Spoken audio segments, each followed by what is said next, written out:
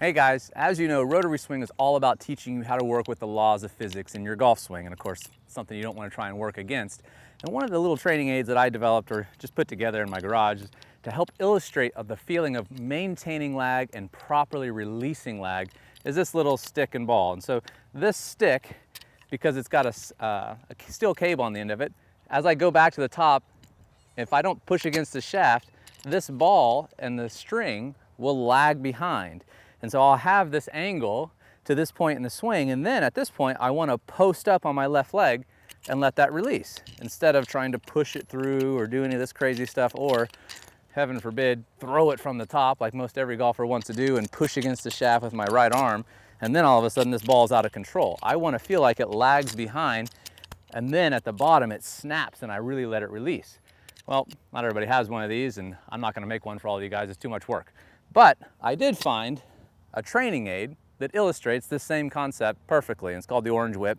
Some of you guys have asked us about this, and so we wanted to test them out, and it found out it works perfectly with that visual that I'm trying to illustrate in my video about how to maintain lag and release the club. So working with the laws of physics, this thing helps you feel what that feels like.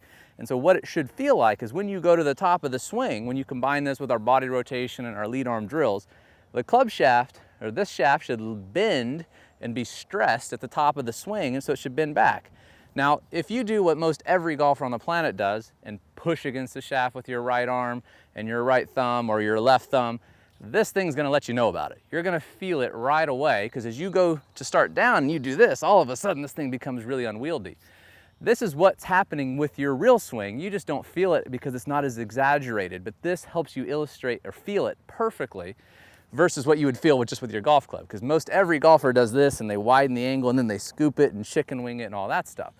This helps you feel what it feels like to keep the shaft stressed on the way down, and then more importantly, proper release of that stress shaft. So do this lead arm only, start down, and as you start down, at this point, this shaft will still be bent backwards, and then you want to post up on that lead leg and let this release. You want this energy of this shaft being stressed and bent back to release. You don't want to keep pushing it through.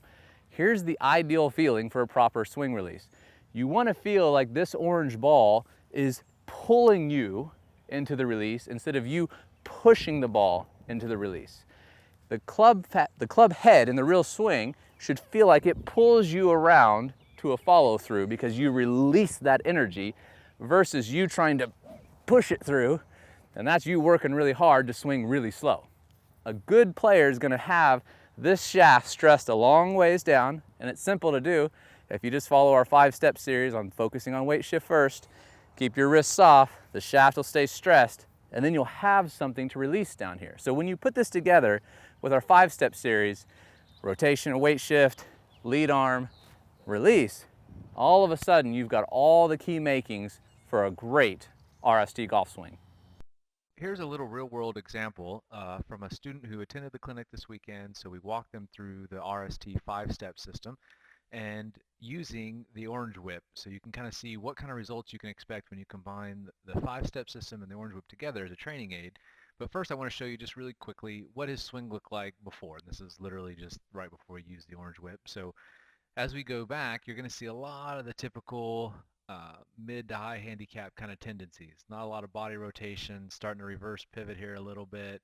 And this is all just right side dominance, picking the club up with the right arm, the right shoulder. And then of course, what you would expect once they load up that right side, they're going to want to start pushing against the shaft. And so immediately you see the shaft angle starting to widen before he's done anything else. He's throwing club head lag away as his first move, which obviously not the best move from the top.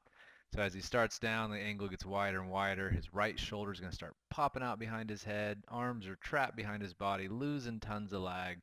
And then, of course, you're going to come through with no lag and just have to scoop and push it through. The old baby chicken wing here, lots of chest and body rotation, no body movement, no power in the swing.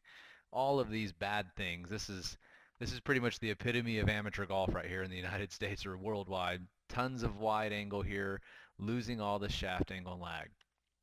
Now, I put him doing our 5-step system. So we did weight shift. We worked on body rotation and adding the left arm. And then we just happened to throw the orange whip on top of step 3 with the left arm. And now let's take a look and see what happens. So now notice how much more he's turning going back. Halfway back, he's almost made his full shoulder turn. So that's just part of the 5-step system. Doesn't have anything to do with the training aid, but as you put them together, you can see a huge difference here. Here he's hasn't turned hardly at all. Here he's made a nice big turn. That's getting momentum, creating momentum for the orange whip, and that's something you will help feel with the orange whip is as you start making a big turn to help swing your arms instead of your arms swinging your arms, then you'll start to feel this big wide swing arc. Now here's where the payoff is. Now, instead of just pushing against the shaft with his right arm, he's starting to work on his weight shift. It's definitely not where we want it to be, but he's just focusing a little bit too much on the left arm and not the lower body. But even still, look at the difference halfway down. So we'll put his left arm parallel to the ground. We'll put his left arm parallel to the ground over here. Now, which one of these golfers would you rather be? This guy or this guy?